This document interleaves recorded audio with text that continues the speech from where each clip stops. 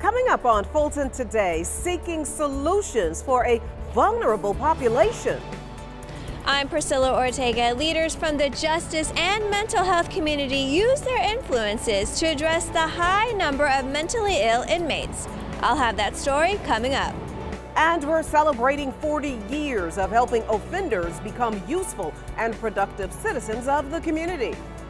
That and more starts right now on Fulton Today.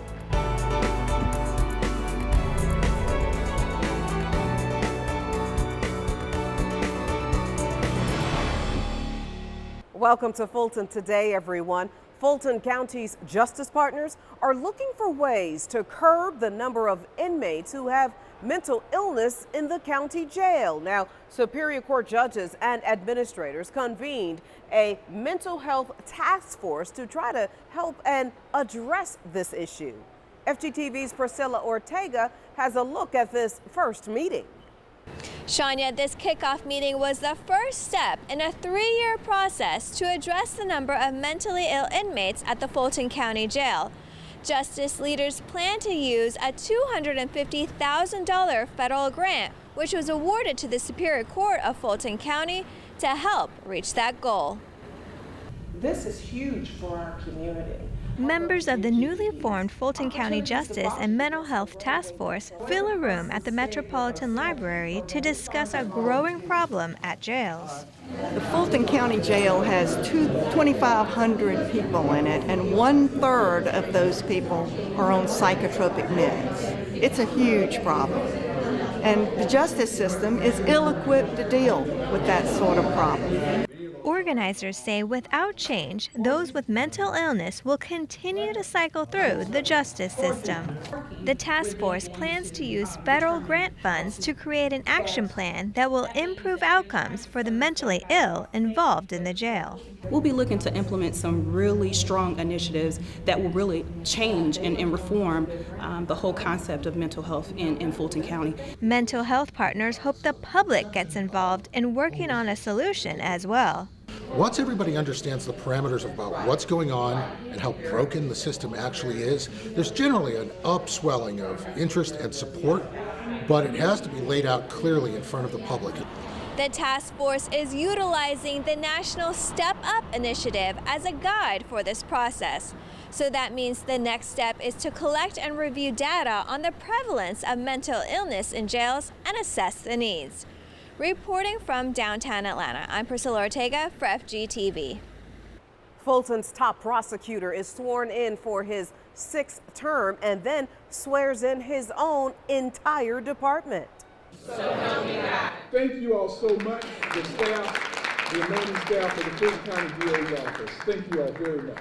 In front of family members and colleagues, federal judge Eleanor Ross administered the oath to Fulton DA Paul L. Howard Jr. Afterwards, Mr. Howard swore in his executive DAs. He then gave the oath to every member of his team, from prosecutors to investigators to victim witness advocates. They all got a turn. This is my 6th term. I've been in office for 20 years as DA, but as I said tonight, we still got some things that are unfinished, and we wanted the office and the public to know that we're not tired yet, that we've still got a lot of energy and that we're moving forward. This is the first time that we've done this in our office. We thought that it might help our morale and help our spirit as we move forward, and I think this worked out for the best. Former Deputy DA, the Honorable Kelly Hill, officiated the program. The Fulton County District Attorney's Office has over 8 specialty divisions and is the largest prosecutor's office in the metro area. One of the DAs, Deputy District Attorney Paige Whitaker, she's leaving the office as the governor recently named her as the new Superior Court judge to replace the retired Judge Jerry Baxter. Now, all of Fulton's judges, prosecutors, and public defenders are members of the Georgia Bar Association. Well, the bar is celebrating 40 years of reducing recidivism rates thanks to a special program, a program supported by Governor Deal. Here now to talk to us more about the program and its upcoming special event is Brandy Reeves. She is with the Office of the Public Defender. Thank you so much for joining us. Hi, Shania. Thanks for having me. So the Bar Association is supporting a program called Basics for short. Explain to everyone what this is. Yes, thanks for asking. Basics is a state-sponsored program. It's actually a offender rehabilitation program that was born out of a call to action by the United States Supreme Court in 1976. At that time, recidivism was at its highest rate, and the Supreme Court called on all attorneys to try to come together and play an active role in reducing the recidivism rates across the country. There was actually an opportunity for DAs, prosecutors across the country, defense attorneys, and private defense attorneys to try to come together and find a solution to this issue. And I mentioned the governor is supporting this effort through this particular gala. Tell everybody about it. Well, on March 4th, 6 o'clock at the Druid Hills Country Club, we will be celebrating 40 years. Again, in 1976, when the Supreme Court made the call to action, 22 bar associations responded. But we are the only bar association that is still standing in the state of Georgia. We have graduated over 13,000 inmates. We are in 22 different transitional centers in the state of Georgia, and we are excited to celebrate this momentous occasion on March 4th. And Brandy, your final thoughts? Recidivism affects everyone. Whether you're intricately involved in the legal community or you're simply a layperson in Fulton County or the metro Atlanta area, everyone needs to be a part and concerned about the recidivism of transitioning inmates. There is not only an opportunity for lawyers to become involved, there's an opportunity for community members to attend town hall meetings, to speak with your DA, your public defender, and your legislators to try to come together to find some active solution for reducing recidivism rates in the Atlanta metro area. Brandy Reeves with the Office of the Public Defender. Great information. Good luck with the event, and thank you for your time. Thanks again for having me. Now, to get more information on this program and the event, you can visit gabar.org. Well, a new program at the county jail is energizing some of its residents. 35 of the 200 or so female inmates at the jail's South Annex in Union City took part in a dance instruction class. It's a part of a pilot program taught by a nonprofit organization. It feels good to be here because I feel like a lot of times people that are incarcerated are looked over and majority of the resources are put into the community. So when we bring these types of activities into the jails, we are, giving them another mindset. The class, offered at no cost to the inmates for now, exposes the women to cultural arts while serving as a stress reliever with therapeutic benefits. This is well needed. I asked the young ladies what would they be interested in, and they did say they wanted to dance. The dance class is great. I mean, and I think we should have this every Friday. It's for battered women, and we're enjoying ourselves. We're actually having a good hour of fun and activity and exercise. The class is an incentive for good behavior and can be taken away if there is any kind of bad behavior. Here now is our legislative update as the work continues under the Gold Dome. Now, with regard of legislation impacting the county's strategic priority of all people are safe, Senate Bill 70 extends the hospital Medicaid financing program to June 30th of 2020. It will allow Grady Hospital to continue receiving its $10 million per year in Medicaid funding. The money that Grady will receive from the Medicaid financing program just goes to ensuring that Fulton County has a successful public health system. Also of interest is Senate Bill 79, or the Destination Resort Act. This one would create the Georgia Gaming Commission, which would be responsible for awarding 2 destination resort licenses. If casino gambling was to come to the Atlanta area, the Fulton County area, it could possibly bring in between $320 and $400 million annually, and the revenue from those tax funds could offset the increase in law enforcement budgets, and also it could be used for needed infrastructure requirements.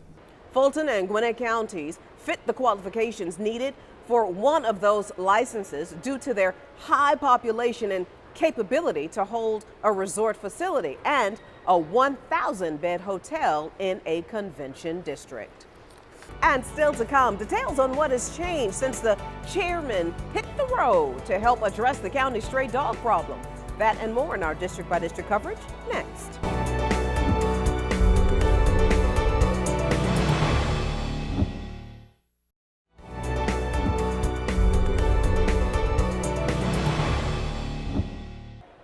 Welcome back, everybody. We have an update on the chairman's ride-along with the Animal Control Services team, and plans are coming together for the 2017 Youth Conferences. Here's this week's district by district coverage. We begin with Chairman John Eves and his recent outing with Fulton's Animal Services team. The at-large commissioner, the county manager, and animal control director got a chance to see for themselves what animal control officers experience day by day on the job. On this particular day, officers had to round up a pair of dogs who were fighting in the community. Animal control officials say there are only 14 officers to work the 15 cities in the county. Since that tour, Fulton leaders are looking for a way to provide additional resources. But I think we're going to come up with some better optics in terms of how we can better predict where the greatest likelihood of some challenges occurring and putting officers in those areas so that we can have a better response time. We believe that if we increase the resources in what we call our hot spots, where we get the most of our calls are generated from either stray dogs or bites to humans, etc., dog fighting, etc., we will then look at how we can concentrate in that particular area with our officers, and hopefully that will help to alleviate some of the problem. Fulton leaders are working to enhance the services provided by the Animal Control Division following a series of complaints about vicious dogs on the loose, including one incident where a child was fatally wounded and another critically. Fulton's vice chair is already planning for the series of 2017 youth summits.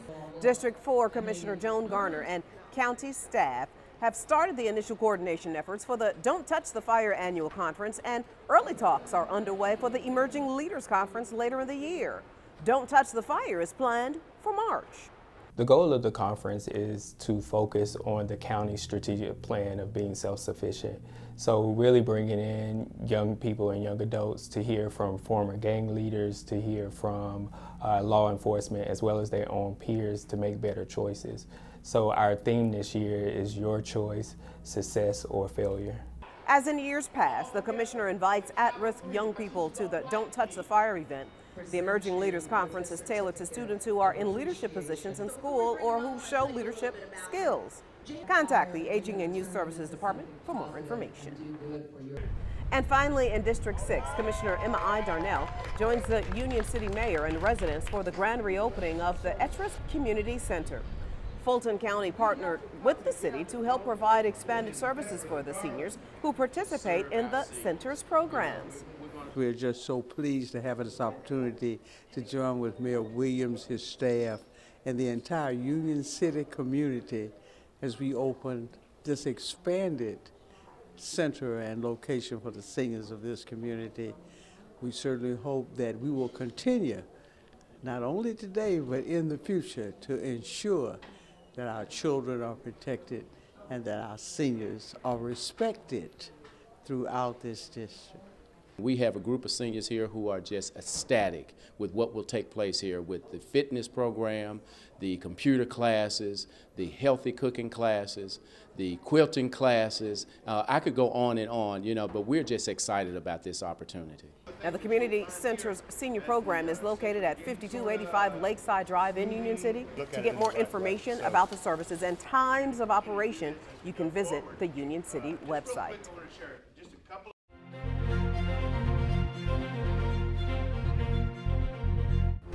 Now you can catch more of your commissioners at work all this week with the rebroadcast of the Board of Commissioners meeting right here on FGTV. And when we come back, a local college opens its doors to an innovative HIV PrEP clinic. We'll share all the details when we come back.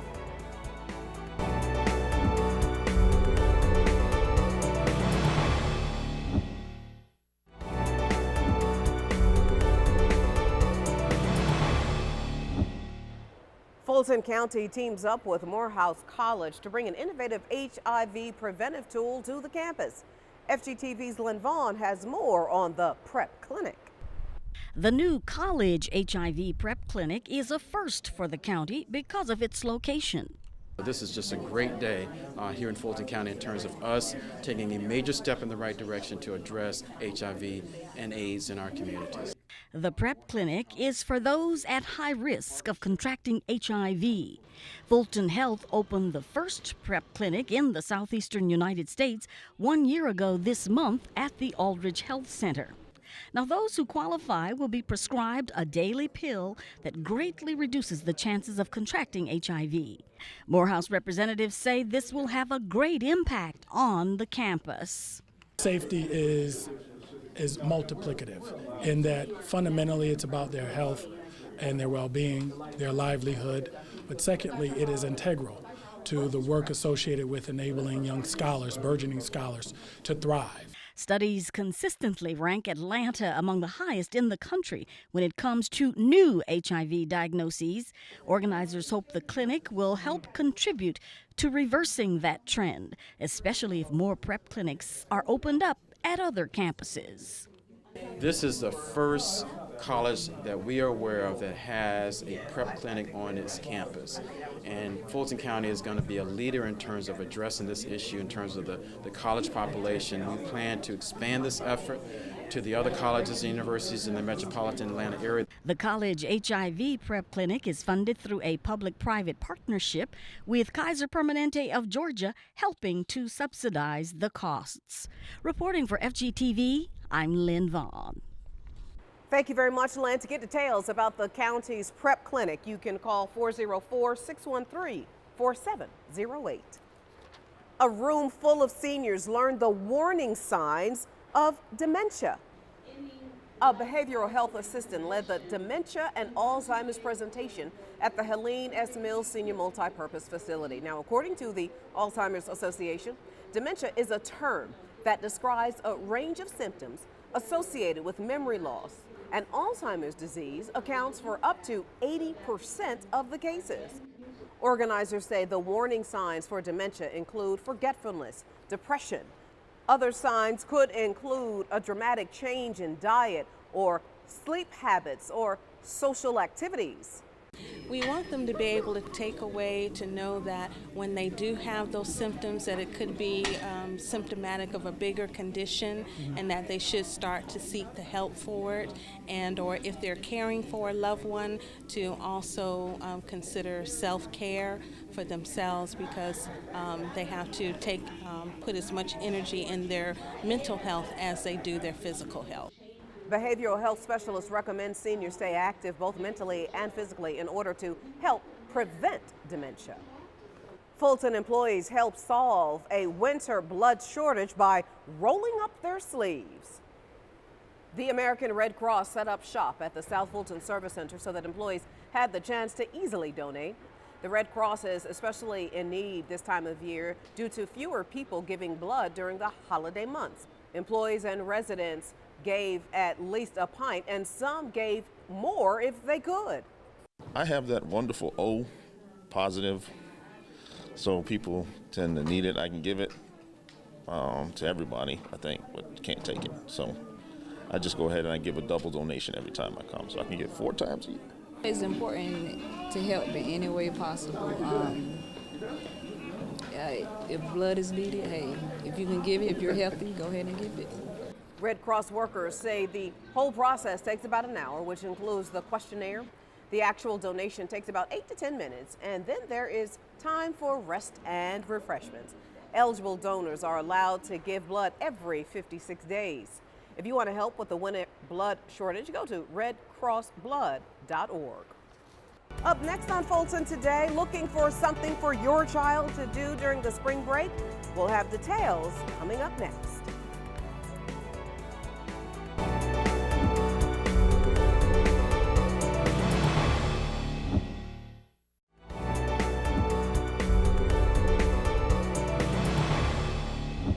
Cooperative Extension agents are helping library patrons learn how to improve their credit score. A soft pull is if you check your credit report yourself, or if you were to check your credit score. During the free workshop at the East Point Library, agents explained how to choose a credit card and the 5 factors that make up a credit score, like your payment history. There are 3 agencies that calculate credit scores, and each number can be just a little bit different. Pull your credit report. You can do it for free, and you can pull it from the 3 credit reporting agencies every year. And actually in the state of Georgia, they let you do it twice. So you can pull your credit report for free every 2 months in the state of Georgia. So pull your credit report. Cooperative Extension agents also recommend you go to annualcreditreport.com, where you can get your score for free. If you have questions about how to dispute something on your credit report, call the Cooperative Extension office. They can help you. That number, 404-332-2400. And finally, if you're trying to figure out what your kids will do this spring break, then we have got an idea. Fulton's 4 county parks and recreations offices are offering a spring break camp this year for children ages 6 to 12. Activities will include swimming, basketball, arts and craft, and of course, plenty of games. Parents are encouraged to register for the camp early since space is limited. When you trust your children with us at Fulton County, you really can go to work and feel good about knowing that your child is having a good time. And that's the purpose of our camp. So we hope that parents will, come on out and, let us take care of their kids for them. The camps will run from April 3rd to the 7th at Welcome Park, Burdett, Sandtown, and Cliftondale Recreation Centers. Registration ends March 24th. Call 404-612-PARK. That's 404-612-7275 for more information. And before we go, we'd like to remind you that we want to connect with you online. Check us out anytime on Facebook, Twitter, Instagram, and our YouTube channel. Well, that does it for this edition of Fulton Today. Thank you for watching. Join us each week for news around and about Fulton County.